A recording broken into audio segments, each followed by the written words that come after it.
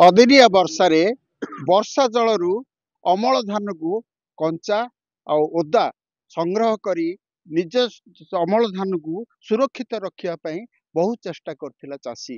ତ ଏବେ ବର୍ତ୍ତମାନ ଯୋଉ ସମସ୍ୟା ଏମାନଙ୍କ ପାଖରେ ରହିଛି ତାକୁ କେମିତି ସୁରକ୍ଷିତ ରଖିବ ସେ ବି ଚିନ୍ତାରେ ଘାରିଛି ଚାଷୀକୁ।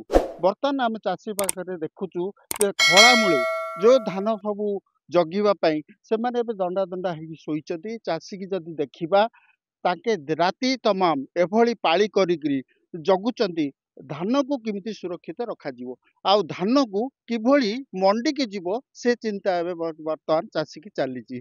ଆଉ ଏବେ ଆମେ ଦେଖୁଛେ ବାବନପୁର ଗ୍ରାମରେ ରହିଛୁ। ବାବନପୁର ଚାଷୀ ରାତିରେ ଆଜି ଖଳାରେ ଜଗିଛନ୍ତି।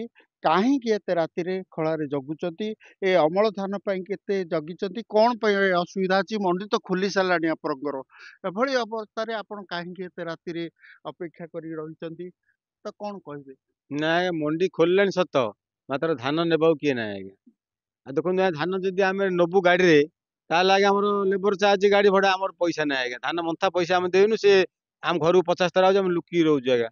ଧାନଟା ବିକିଲେ ଆଜ୍ଞା ଯାର ତାର ଦେଇକିରି ଯାହା ବଳକା ହବ ଆମ ପରିବାର ପୋଷଣ ଜଗୁଛୁ। ଶୀତ କାକରେ ଜଗିବାକୁ ବାଧ୍ୟ ଆଜ୍ଞା, ବାରା ଭୟ ଆଜ୍ଞା, ଷଣ୍ଢ ଭୟ, ତା ସିଙ୍ଗରେ ଆଜ୍ଞା ଅଖା ବାରି ଧ୍ୱଂସ କରିଦଉଛି। ବାରା ଆଜ୍ଞା ଛାଡି ଦେଇକି ପଳୁ ଆଜ୍ଞା, ବାରା ପଲ ପଲ ଆଜ୍ଞା।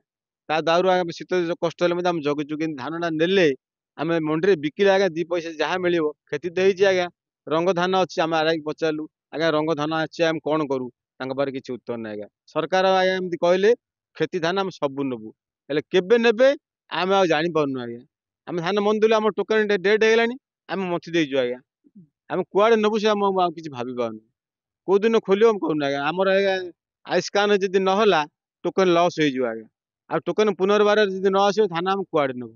ଯଦି ଆଜ୍ଞା ବିକୁବୁ ବେପାରୀ ଆଜ୍ଞା 15 ଟଙ୍କା 16 ଟଙ୍କାରେ ମାଗୁଛନ୍ତି ଆଜ୍ଞା। ଆମ ଧାନ ଯୋଉ କଷ୍ଟ ପଡୁଛି ଯେତିକି ଆଦାୟ କରୁଛି ସେତିକି ବାକି ସୁଝି ପାରୁନି 15 ଟଙ୍କା ଯଦି ବିକୁ। ଯଦି ସରକାର ନେବେ ତାର କିଛିଟା ଆଜ୍ଞା ଆମର ଦି ପଇସା ଆଉ ଯେତିକି ବଳକା ହେଲା ଯାହା ତ ଗଲା ଗଲା ଆଜ୍ଞା।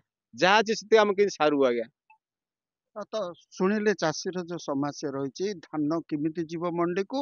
ମଣ୍ଡିରେ ବର୍ତ୍ତମାନ ଯୋଉ ଅଛି ଯୋଉ ଆଇରେସ୍ କଥା କୁହାଯାଉଛି ତାକୁର ଗୋଟେ ସମସ୍ୟା ରହୁଛି। ଅନ୍ୟ ପଟେ ରହୁଛି ଯୋଉ କଟନୀ ଛଟନୀ କଥା ହଁ କଥା ଆଜ୍ଞା। ହଉଛି ସେ କଥା ମଧ୍ୟ ରହିଛି। ଯୋଉଟା ଏଫକ୍ୟୁ ମାନର ଯୋଉ ଧାନ ମଧ୍ୟ ତାର ମଧ୍ୟ ସମସ୍ୟା ରହିଛି। ତ ଏ ତମାମ କଥାକୁ ଯଦି ଦେଖାଯିବ ଧାନ ମଣ୍ଡି ଖୋଲିଛି ସତ, କିନ୍ତୁ ମିଲର ମାନେ ଅଦ୍ୟାବଧି ନଉନାହାନ୍ତି। ଏସବୁ ପ୍ରୋବ୍ଲେମ ଅଛି। ତ ପ୍ରୋବ୍ଲେମ କୁ କଣ ସୁଧାରିବା ପାଇଁ କଣ ଚେଷ୍ଟା ଆଜ୍ଞା କରୁଛନ୍ତି? ଆଜି ଆମେ ମଣ୍ଡିରେ ଆଜ୍ଞା ଚାଷୀ ମାନେ ଜମା ହେଇଥିଲୁ। ମିଲର ବାଲା କିଏ ଡାକି ଡାକି ହାଲିଆଲୁ, କିଏ ଆସିଲାନି ଆଜ୍ଞା। ତାଙ୍କର ମନରେ କଣ ଅଛି ପଚାରିଲେ କିଛି କହୁନାହାନ୍ତି। ଆମ ଧାନ ଧରି ଆମେ ପଡି ରହିଛୁ ଆଜ୍ଞା ଶୀତ କାକରରେ। କୋଉ ଦିନ ଯିବ ତାର ଅପେକ୍ଷା ଅଛି ଆଜ୍ଞା। ସରକାରକୁ ଅନୁରୋଧ କରୁଛୁ ଆଜ୍ଞା, କେମିତି ଆଜ୍ଞା ମଣ୍ଡିଟା ଖୋଲନ୍ତୁ, ଆମର ଦୁର୍ଦ୍ଦଶାକୁ ଆଜ୍ଞା ଏମିତି ପାରି କରନ୍ତୁ ଆଜ୍ଞା। ହେଇକିରି ବିଲରେ ଚାଷ ଜମିରେ ସିଏ ତାର ଅମଳ ଧାନକୁ ର ଅମଳ କରିବା ପାଇଁ ଜାଗ୍ରତରେ ତାକୁ ବିକିବା ପାଇଁ ତାକୁ ତଦାରଖ କରିକିରି ନିଜେ ଅମଳ ରଖିକି ବର୍ଷ ତମାମ କିଭଳି ଚଳିବ ସେ କଥାକୁ ଚାଷୀ ଏବେ ବର୍ତ୍ତମାନ ତା ମୁଣ୍ଡରେ ଘାରିଛି। ତ କିଭଳି ଧାନ ତାର ମଣ୍ଡିକି ସୁରକ୍ଷିତ ଭାବେ ଯିବ, ନିଜର ପାଉଣା ପାଇବ। ତ ଏ କଥାକୁ ଯଦି ଆମେ ବିଚାରକୁ ନେବା, ଆଜି ଆମ ପାଖରେ ବି ଅନ୍ୟ ମଧ୍ୟ ଚାଷୀ ଅଛନ୍ତି।